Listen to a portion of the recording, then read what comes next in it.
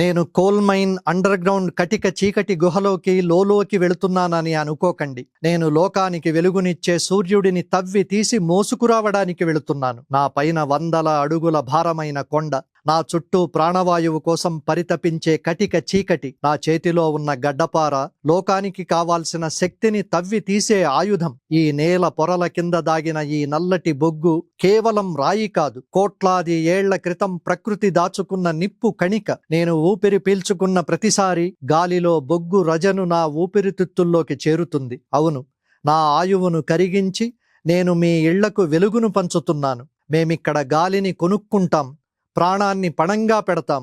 పైన సూర్యుడు ఉదయించాడో అస్తమించాడో మాకు తెలియదు. మాకు తెలిసిన కాలమల్లా ఈ నల్లటి గోడల మధ్య శ్రమించే సెకండ్లే. మేము అభివృద్ధికి వెన్నెముక అని మీరంటారు, కానీ ఆ వెన్నెముకలో ప్రతి పూస మా నడ్డి విరిగే శ్రమతో నిర్మితమయ్యిందే. ఫ్యాక్టరీ చక్రాలు తిరుగుతున్నా, ట్రైన్లు పరుగులు తీస్తున్నా, మీ ఏసీలు చల్లటి గాలిని ఇస్తున్నా, దాని వెనుక ఇక్కడ ఒక కార్మికుడి వేడి నిట్టూర్పు దాగి ఉంది. సింగరేణి అంటే కేవలం ఒక సంస్థ కాదు, తెలంగాణకు గర్వకారణమైన ఒక జీవధార.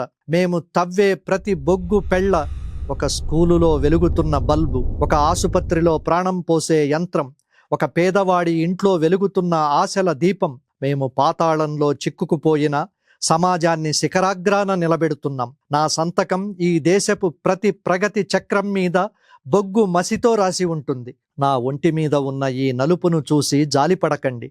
ఈ నలుపు వెనక రేపటి తెల్లని భవిష్యత్తుంది. నేను సింగరేణి బిడ్డను, చీకటిని చీల్చి వెలుగును ప్రసవించే నిప్పు కణికను. నేను అలసిపోతే దేశం ఆగిపోతుంది. అందుకే నా శ్వాస ఆగిపోయే వరకు మీకోసం శ్రమిస్తూనే ఉంటాను. జై సింగరేణి.